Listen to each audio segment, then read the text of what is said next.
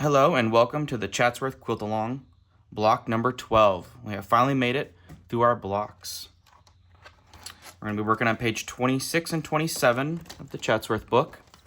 For our final block, I would say pick again your 4 different combinations or pick your 4 fabrics that you've used throughout all the different blocks and put them together in this block. This one's a really fun block. It combines two of my favorite units.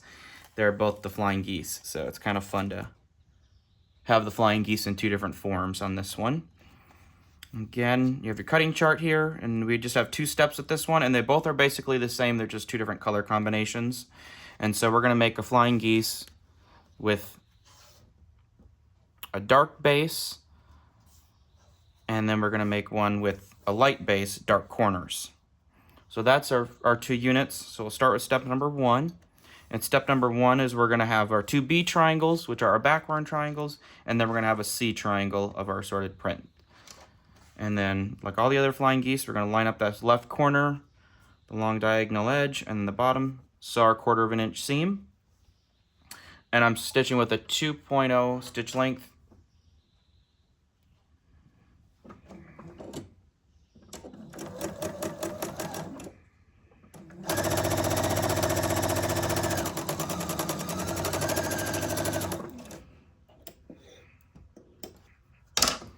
Set the seam. And again, you can finger press as we've done with all the other 11 blocks, or you can press to the one side. The pressing arrows are given on the diagrams.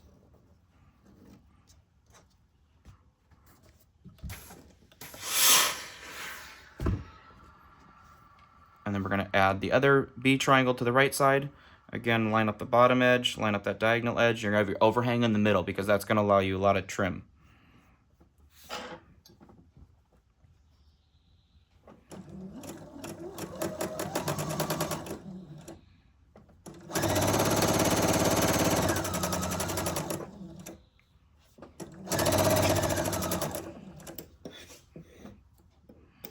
You can clip this dog ear if you'd like, or you can leave it. Okay, and we're going to set our seam. Finger press it open.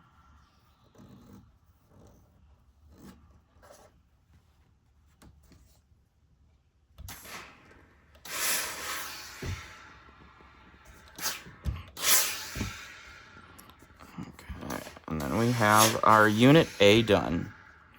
And then you're going to trim it to the size that it says on the pattern to do so. And I like to have a ruler that has the 45-degree line on it. That way I can tell to see how my geese, how they look. It looks like this seam and my goose a little stretched a little bit on the wings. So sometimes the wings go out or they come in too much and I need to bring it in. And so one of my little tricks for bringing the wings in on a goose is put your thumb and your index finger on both the seams and kind of push it in so there's a little bit of fabric right here. And then I'm going to take my iron and put the iron kind of right in the middle of the goose like this. And then I'm going to bring it in just a little bit and just ease in any of the extra. Now there wasn't a lot to bring in, so I'm just bringing in a little. And sometimes it's just trial and error. And that looks good. I have my 1/4 inch seam on there. That looks good. And sometimes you might just have to go back and tweak it or pull it back a little bit like you brought it in too far. So now that I have my 1/4 of an inch on there, the lines are on my seams. I'm good. Gonna trim.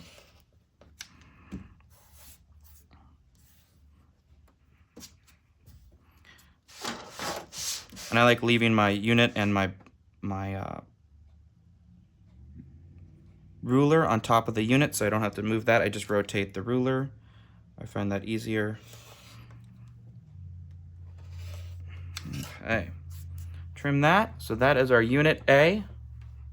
Now we can go on to step number 2 and work on unit B, which is the same thing as unit A, but it's just with the dark and the assorted prints out on the corner. So these are the 2 D triangles and 1 A triangle of our background. Start off on the left side again.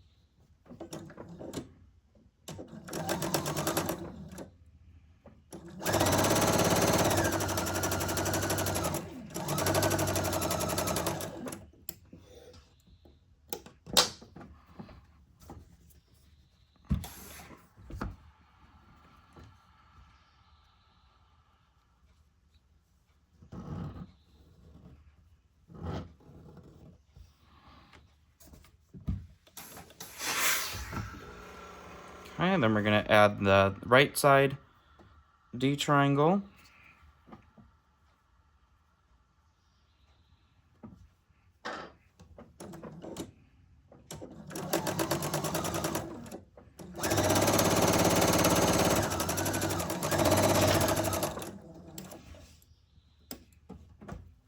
Trim off that dog ear.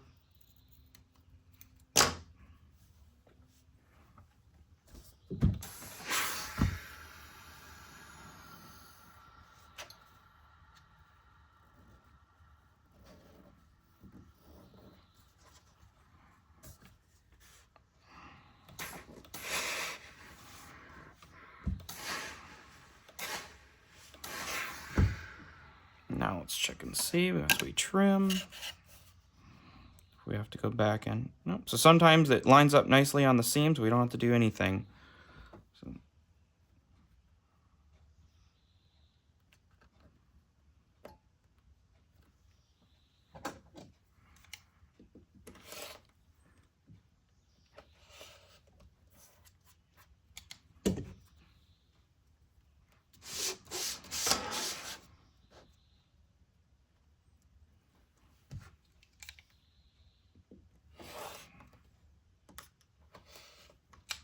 okay. So now our unit B is done. I say with this block having the 2 flying geese in it, it's kind of a good way to practice your flying geese and to, you know, bring in your extra or make sure you kind of take a little extra time and make sure that your points come out really nice. So now on step number 3, we're going to use our unit A and our unit B and of the same prints, and you're going to join them together along this seam in the middle.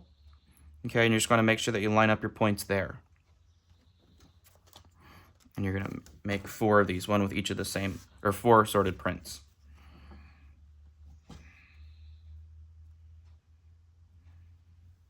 I just usually put a pin at the top, and I'll put a pin at the bottom.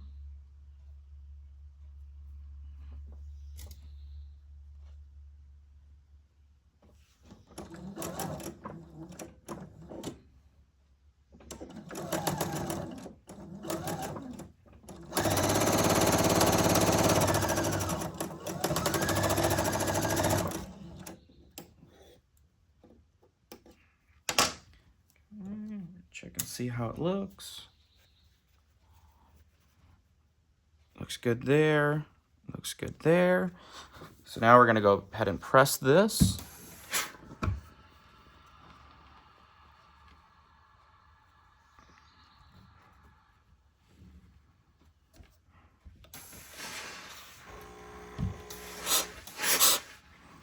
Give it a final press on the front. And again, you're going to go ahead and make 4, one of each of the 4 sorted prints. And I have my 4 right here. And so now we're going to go on to step number 4, and we're going to lay out our block and sew our block 12 together. And again, we're just going to look at the diagram to make sure that we have everything placed correctly. So our unit B flying geese are going to be on the outside. So I'm just going to take and twist, twist, and twist. Just like that. So they're out, out, out, out. And again, you should have kind of like a friendship star going on in the middle. You're going to have all your white triangles in the middle. It's another way to tell if you have it correctly. And then now that we know it's placed correctly, we're going to go ahead and sew it into 2 rows, joining and making sure we pin right in the middle here, right in the middle here. Okay.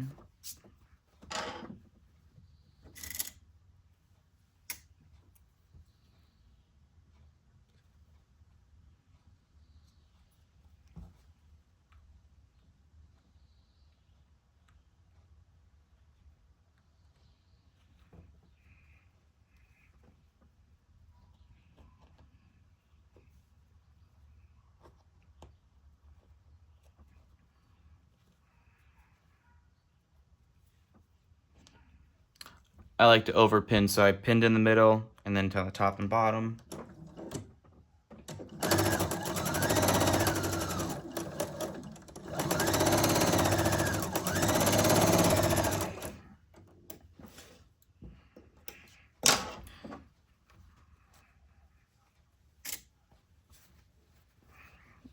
gonna look and see. That looks really good. So I'm gonna go ahead and go on to the top one.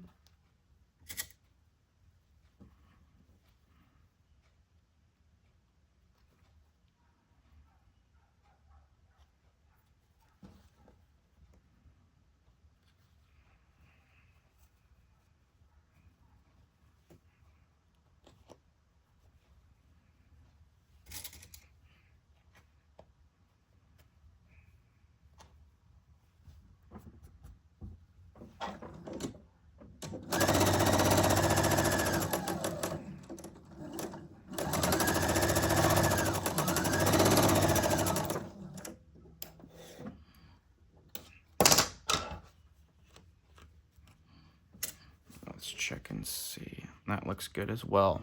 So now we're gonna go ahead and press these two seams open. And definitely with the flying geese bulk from the points and everything that the flying geese cause, you're gonna make sure you spin your seams or press it open. It'll help everything lay really nice and flat.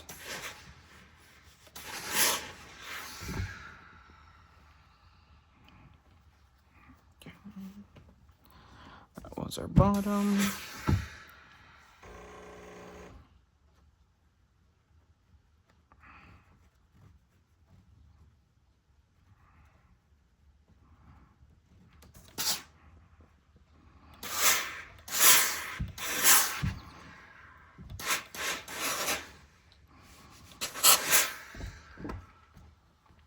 Okay, and here's our top.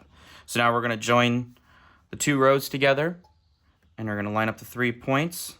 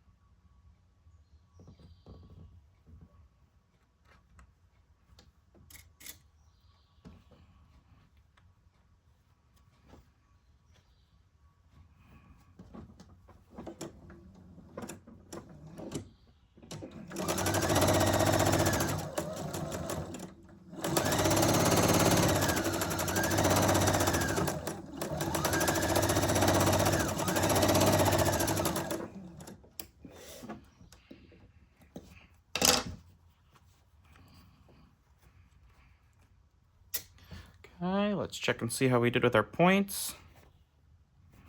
That one can come in, that one can come in as well. Probably will leave that one, I'm good there. This one I'm just gonna bring in just a hair.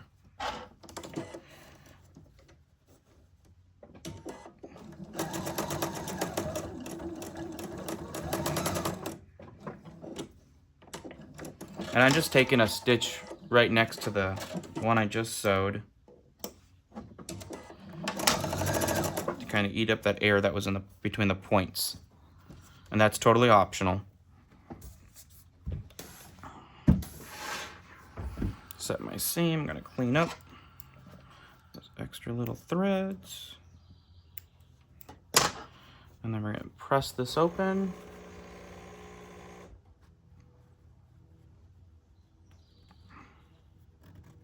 Again, if you're not necessarily pressing the seam open, you're going to want to make sure you spin this final seam to reduce that bulk.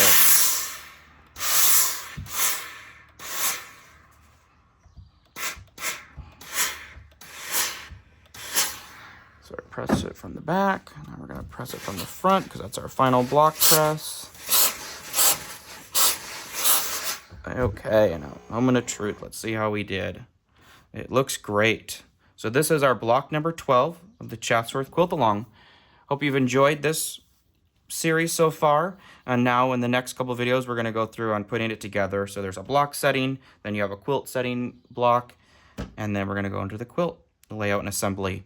So thanks so much for stitching along with us.